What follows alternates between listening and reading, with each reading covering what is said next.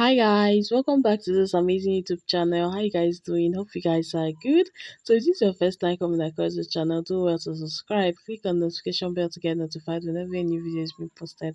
So in today's video, we're going to be learning how to cut a six pieces skirt or a six pieces gown with a tail. Just what you're seeing right now on your screen. We're going to be learning it from start to finish, beginners friendly, always beginners friendly in this channel. So if this is what you are or might be interested in watching, chin, and don't forget to subscribe. So I'll be cutting on my satin. I'll be cutting on my satin because my chalk won't be really visible on the lace. So I have to use this to cut on my. I have to use the satin. After cutting on the satin, I'll just place it on the lace to cut it. It's a very simple tutorial that you will learn so quickly, and I advise you should make a practical of any video you watch, do your own practical at home so it enables you to learn faster.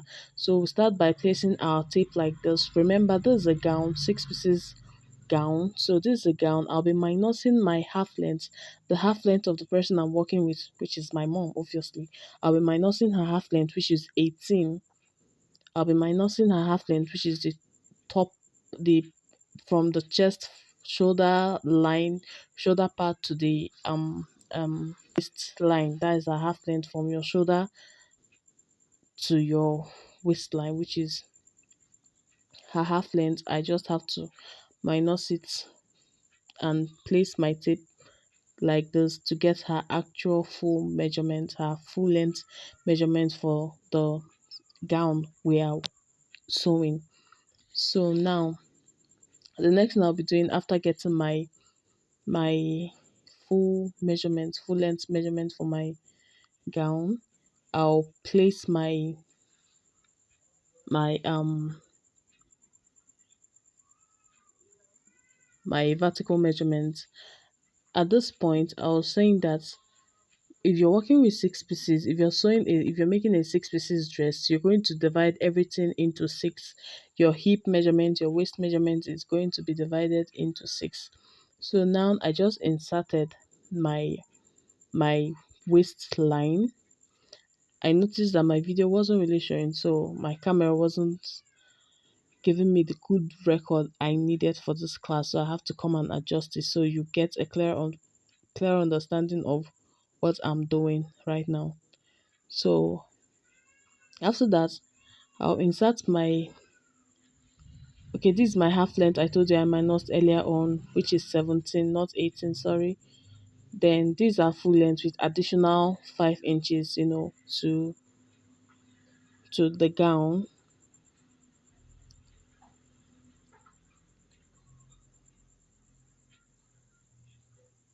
These are half length. I minus a half length.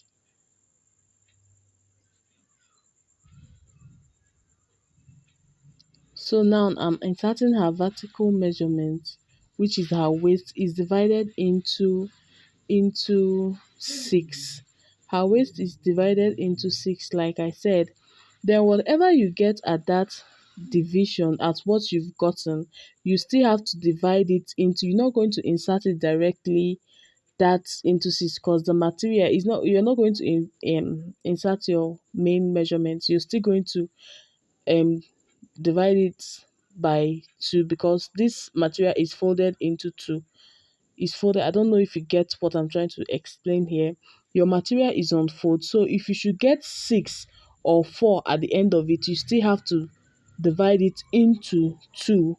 If it's four, it will be two. You measure out, you insert 2 inches sewing for it because your material is on fold. Once you open it up, it gives you the 4 inches you're working with. Then with your additional sewing allowance, just the way you see me doing right now. So I've inserted my waist measurement, and this part right now is my hip measurement with my additional sewing allowance. I think about 2 inches thereabout. So the next thing I'll do from my waistline to my nail point, I think I went down by I'm taking my nail point measurement. I went down by 18, 19. It depends on the height of the person you're working with and where the person wants her flay to start from. So at that point, you just drag your line, bring down your line down here. Then this point, as you can see, I came in by 1 inch. You can make it half inch, you can make it 1 inch, you can make it two. Depends on how tight or how fitted, the person wants it. But I think the standard, if at all there's anything like standard formula for that, I think is 1 inch is okay. To come in by 1 or half inch is okay. Then you curve, you slant from there, you slant your chalk line. At that end of my this end of the fabric, you can decide to measure it if you want it as wide as the flay part. You can decide to make it 12, 13. That is if it's on fold. That is, you fold it, you make it can be 6.5, 7.5, depends on how full you want the flay part to be. I don't know if you get my explanation, but I pray you get it though. So this is me cutting out the back part of the 6 pieces. If you just cut out your first fabric, you use it and cut out the remaining 5 piece. Then at the last point, which is this one I'm cutting right now, I needed a tail for this dress. So I added extra inches at that back part, at that back part.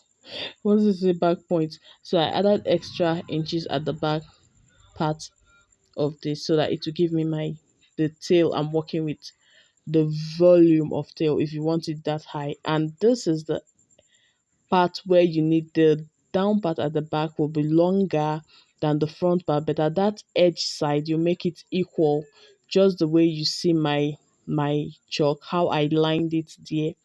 You just need to make it equal with the front part, but the down part, just like this, will be longer. It will be longer than the front, but at that extreme end, that edge, to be equal, then you curve it down. So the next thing I'll be doing now is to transfer all these markings to my actual fabric, the lace I'll be working with. I'll just have to place this on my lace and cut out um the six pieces I'm working with the lace. I'll cut it out on the lace. I'll just cut it out like this, and remember, this is the back and the front.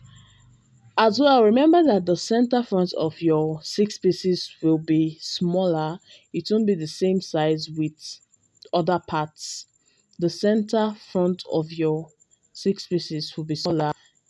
It won't be the same as the sides or as the other parts of your pieces. So now this is me joining my um on to my satin to my lace. Now, in order not to make a mistake while sewing your satin, make sure the right part, the front part, is just laid like this at top at on top of your lace, the right part, so that when you flip it over, the shiny part of the doll face will be reflecting the back of the doll face. No, you place it like this. The shiny part should be up, so that when you flip it over, it will be the front part, the shiny part, that will reflect in that lace. So I'm done sewing it. Any excess you have at the end, you just have to trim it off. And at the curved part, I notched it so that my flare will be very effective there. So this is what I'll layer. The shiny part of your satin will reflect in the lace, while the back will still be at the back. So I'll go ahead and sew this upper part as well. Then you can, if you want to attach your lining to these 6 pieces, you can as well cut your lining the way you cut out the other piece and attach it to the 6 pieces. But I don't want, the cloth is already heavy, too heavy, so I don't want that lining stuff in the lace. I'm okay with what I'm working with right now. So this is it. I'm done sewing the front part and the back part. The next thing, what I'm about to do now, is to join it by the sides. I will join it here and then slant it where my slant starts from, down to my down to the end part of my gown.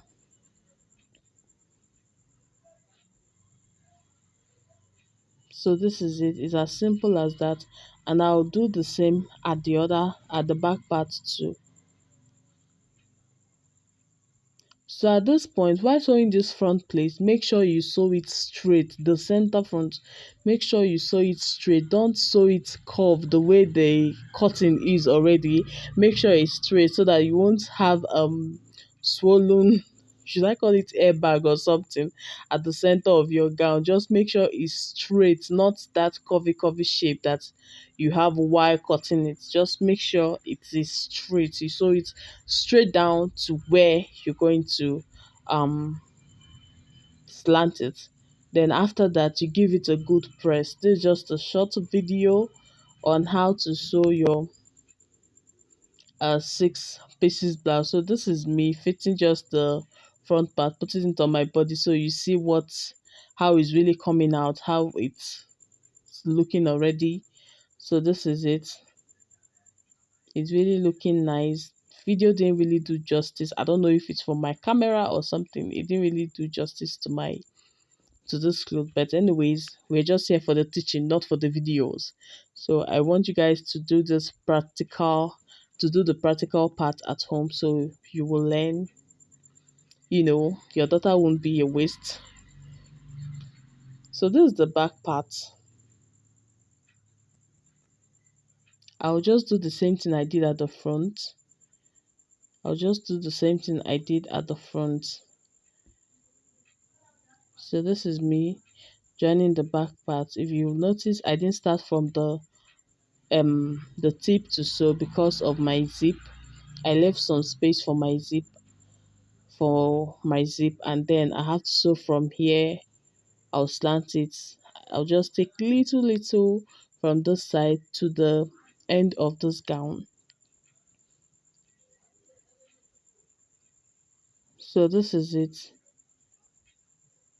This is it. Very, yeah, for beginners it might be a bit hard for you, but once you know it, it is very easy to make. You can make it within an hour. Yeah, you can sew this within an hour. It's not that difficult.